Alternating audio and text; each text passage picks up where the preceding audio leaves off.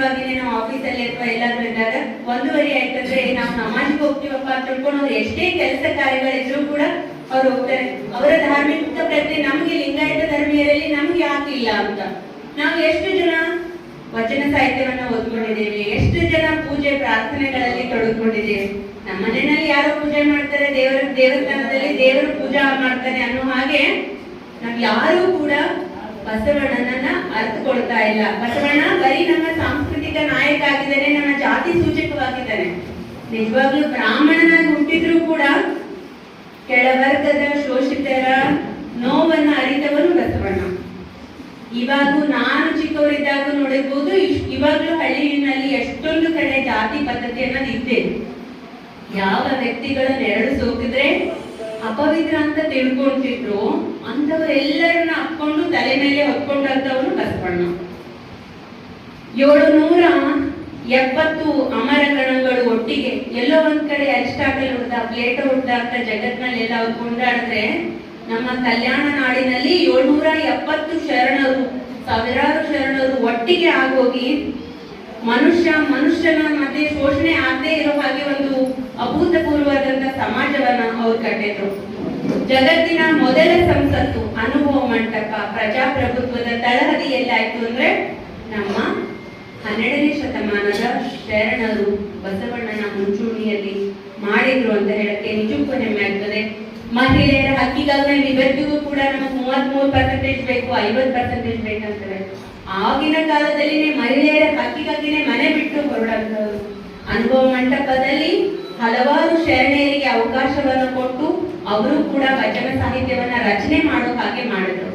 ಇದಕ್ಕಿಂತ ಮುಂಚೆ ಏನಂತಂದ್ರೆ ಸಾಹಿತ್ಯ ಅಂದ್ರೆ ಪಂಡಿತ ಪಾಮರರ ಸ್ವತ್ತಾಗಿತ್ತು. ಪ್ರತಿಯೊಬ್ರು ಓದ್ಬೋದು. ನನಗೆ ಓದ್ಲಕ್ ಬರಲ್ಲ ಅಂದ್ರೂ ನಾನು ವಚನ ಸಾಹಿತ್ಯ ಬರೀಬಹುದು. ನಾನು ಏನು ಓದ್ಕೊಂಡಿಲ್ಲ ಅಂದ್ರೂ ಕೂಡ ವಚನ ಸಾಹಿತ್ಯ ತಿಳ್ಕೋಬಹುದು. ಸಾಮಾನ್ಯ ಕಟ್ಟ ಕಡೆ ವ್ಯಕ್ತಿ ಕೂಡ ದೇವರನ್ನ ಅರಿಯುವಂತಹ ಕೆಲಸವನ್ನ ಶರಣರು ಮಾಡಿದ್ದಾರೆ. ಉಳ್ಳವರು ಶಿವಾಲಯ ಮಾಡುವರು, ನಾನೇನು ಮಾಡಲಿ ಬಡವನಯ್ಯ, ಎನ್ನಗಾಲಿ ಕಂಬ ದೇಹವೇ ದೇಗುಲ, ಸಿರವೆ ಹೊನ್ನ ಕಳಸವಯ್ಯ. ನೋಡ್ರಿ, ಶೋಷಿತರಿಗೆ ಎಲ್ರಿಗೂ ಅವಾಗೆಲ್ಲ ದೇವಸ್ಥಾನಗಳಿಗೆ ಪ್ರವೇಶ ಇರಲಿಲ್ಲ. ನಾವೆಲ್ಲರೂ ಏನ್ ಅನ್ಕೋತೀವಿ ಅಂದ್ರೆ ದೇವಸ್ಥಾನಕ್ಕೆ ಹೋದ್ರೆ ಮಾತ್ರ ಪವಿತ್ರ ಅಂತ. ಆದ್ರೆ ದೇಹವನ್ನೇ ದೇಗುಲವನ್ನಾಗಿಸಿ ದೇಹದ ಮೇಲೆ ದೇವರನ್ನ ಹೊತ್ಕೊಂಡು ಯಾರಾದ್ರೂ ಓಡಾಡುವಂತದ್ದಿದೆ ಅಂದ್ರೆ ಅದು ನಮ್ಮ ಲಿಂಗಾಯತ ಧರ್ಮೀಯರಿಗೆ ಬಸವಣ್ಣ ಕೊಟ್ಟಂತ ಕೊಡುಗೆ. ನಾವು ಬೇರೆಯವರೆಲ್ಲರೂ ಎಲ್ಲ ಒಂದು ಪ್ರಾರ್ಥನಾ ಮಂದಿರಕ್ಕೆ ಹೋಗ್ತಾರೆ, ದರ್ಗಕ್ಕೆ ಹೋಗ್ತಾರೆ, ದೇವಸ್ಥಾನಗಳಿಗೆ ಹೋಗ್ತಾರೆ. ಆದ್ರೆ ನಮ್ಮ ದೇವರನ್ನ ನಾವು ಸದಾ ಕಾಲ ಹೊತ್ತೊಯ್ಯುವಂತ ಧರ್ಮ ಯಾವ್ದಾಗಿದೆ ಅಂದ್ರೆ ಅದು ನಮ್ಮ ಲಿಂಗಾಯತ ಧರ್ಮ. ಮಾನವ ಹಕ್ಕುಗಳಿಗಾಗಿ ಹೋರಾಡಿದ್ದಾರೆ. ಆಮೇಲೆ ಲಿಂಗಾಯತ ಅನ್ನೋದು ಯಾವುದೇ ಒಂದು ಜಾತಿ ಅಲ್ಲ, ಅದು ಒಂದು ಮಾನವ ಧರ್ಮ. ನಮ್ಗೆಲ್ರಿಗೂ ಕೂಡ ಬಸವಣ್ಣನೇ ಗುರು, ಬಸವಣ್ಣನೇ ಮಂತ್ರ ಆಗ್ಬೇಕು, ಇಲ್ಲಾಂದ್ರೆ ಅಸ್ತಿತ್ವ ಅನ್ನುವಂಥದ್ದು ಇಲ್ಲ. ಬಸವಣ್ಣ ಕೊಟ್ಟಿರುವಂತಹ ತತ್ವಗಳಲ್ಲಿ ಕಾಯಕ. ನಾವೇನಾದ್ರೂ ನಾವು ಹಿಂದೆ ಉಳಿದಿದ್ದೀವಿ ಅನ್ನೋದಕ್ಕೆ ಕಾರಣ ಏನಂದ್ರೆ ನಾವು ಕಾಯಕ ಮಾಡದೇ ಇರೋದು. ಕೆಲವೊಂದು ಧರ್ಮೀಯರು ಒಂದು 8-10 ವರ್ಷದ ಮಕ್ಕಳು ಇದಾರಂದ್ರೂ ಕೆಲಸದಲ್ಲಿ ತಡ್ಕೊಂಡಿರ್ತಾರೆ. ನಾವು ಕಾಯಕದ ಕಡೆ ಗಮನನೇ ಕೊಡೋದಿಲ್ಲ.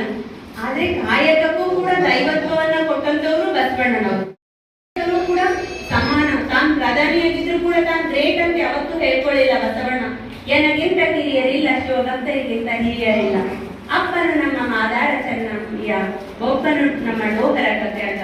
ಅಂದ್ರೆ ತಾನು ಸಣ್ಣವನು, ಉಳಿದವರು ಎಲ್ಲರೂ ಶ್ರೇಷ್ಠರು ಅನ್ನುವಂತ ಭಾವನೆಯನ್ನ ಯಾವತ್ತೂ ಕೂಡ ಬಸವಣ್ಣ ಕೊಟ್ಟಿದ್ದಾರೆ. ಆ ಕಾಯಕದಲ್ಲಿ ದೇವರನ್ನ ಕಾಣುವಂಥದ್ದು.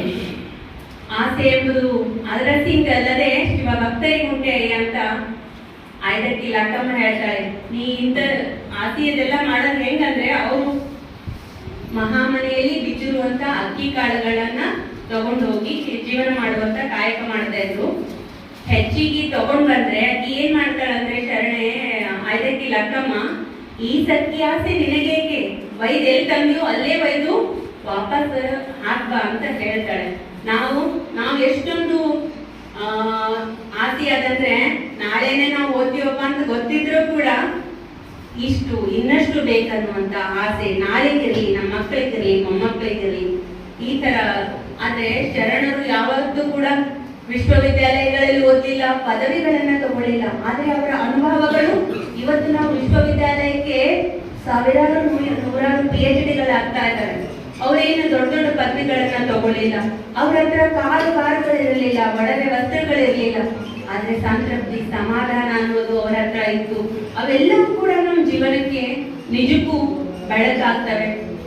ಆಮೇಲೆ ಸರ್ ಅವರು ಹೇಳಿದ್ರು ದಾಸೋಹ ನಿಜಕ್ಕೂ ನಮ್ಮ ಹತ್ರ 100 ರೂಪಾಯಿ ಇದೆ ಅಂತಂದ್ರೆ ಅದ್ರಲ್ಲಿ 2 ರೂಪಾಯಿನೂ ಬೇರೆಯವರಿಗೆ ಸಮಾಜಕ್ಕೂ ಅಥವಾ ಅವಶ್ಯಕತೆ ಇರೋರಿಗೆ ಕೊಟ್ಟು ನೋಡ್ರಿ ಎಷ್ಟು ಸಂತೃಪ್ತಿ ಸಿಗ್ತದೆ.